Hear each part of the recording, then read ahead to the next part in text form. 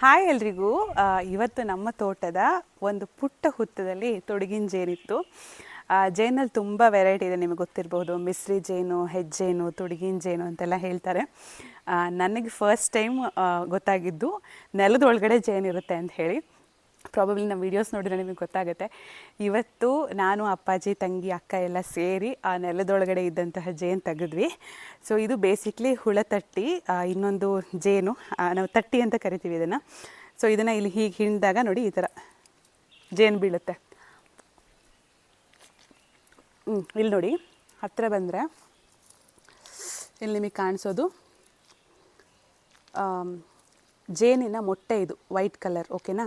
So ಇದ್ರ ಒಳಗಡೆ ನೀವು ಹುಳ ಕೂಡ ಅಬ್ಸರ್ವ್ ಮಾಡಬಹುದು.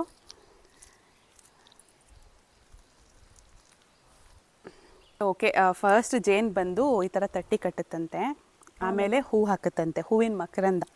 ಸೊ ಆಮೇಲೆ ಮೊಟ್ಟೆ ಜೇನಾಗಿ, ಹುಳ ಆಗಿ ಜೇನಾಗುತ್ತೆ ಅಂತ. ಆಮೇಲೆ ಮೊಟ್ಟೆ ಮಾಡುತ್ತೆ, ಆಮೇಲೆ ಮರಿ ಮಾಡುತ್ತೆ, ಆಮೇಲೆ ಹೂವಿನ ಮಕರಂದ ಹಾಕಿ ಜೇನು ಮಾಡುತ್ತೆ.